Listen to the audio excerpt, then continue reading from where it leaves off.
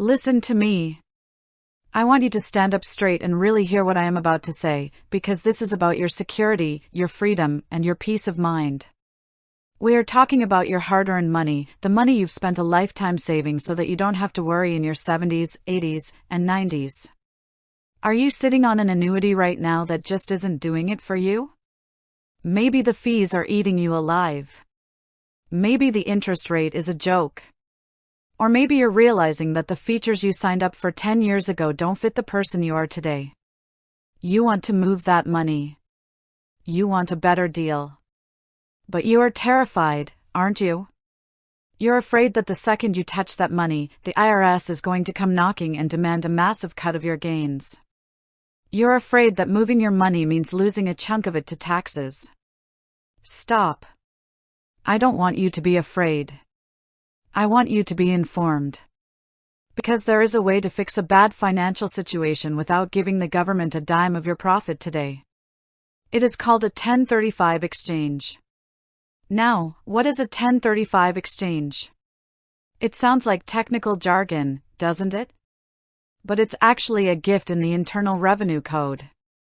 It's a provision that says you can swap one like-kind insurance or annuity contract for another without it being a taxable event.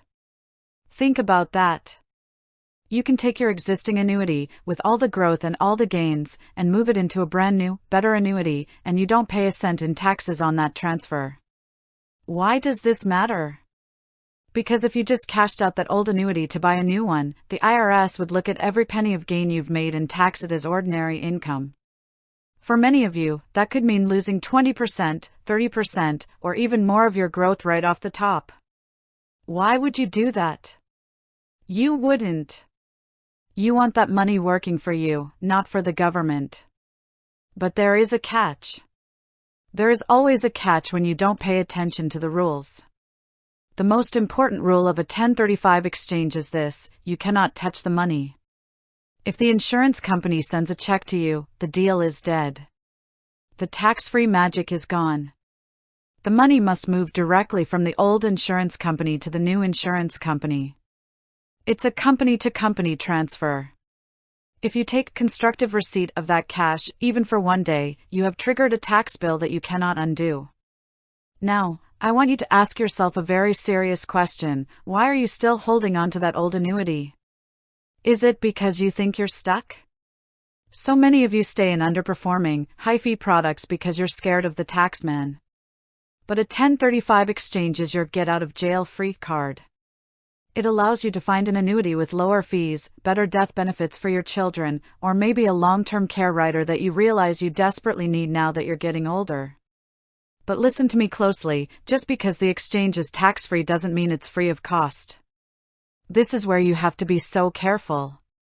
You must check your surrender charges. If you are in year 3 of a 7-year surrender period, the insurance company might charge you 5% or 7% just to leave. Does it make sense to pay a $5,000 penalty to save $2,000 in taxes? No! You have to do the math. You have to be the master of your own money. Also, when you do a 1035 exchange, you are starting over. You're getting a new contract. That means a new surrender period. If you're 80 years old, do you really want to sign a contract that ties up your money for another 10 years? Maybe not. You have to look at your age, your health, and your goals. Here is your actionable takeaway. I want you to go get your latest annuity statement. Look at it. What are you paying in fees? What is your current interest rate? Then, I want you to call a financial professional, someone who is a fiduciary, someone who has your best interest at heart, and ask them, can I do better with a 1035 exchange? You have worked too hard for this money to let it sit in a product that doesn't serve you. And you certainly shouldn't let it be eaten away by taxes just because you wanted to make a change. Use the law. Use Section 1035. Move your money from where it is to where it belongs, but do it right. Keep the owner the same, keep the money away from your own bank account during the move, and make sure the new benefits outweigh any exit fees. You deserve to have every penny of your principal and your growth working for you in your retirement. Don't be a victim of your own inaction. Take control of your money, because if you don't, I promise you, someone else will.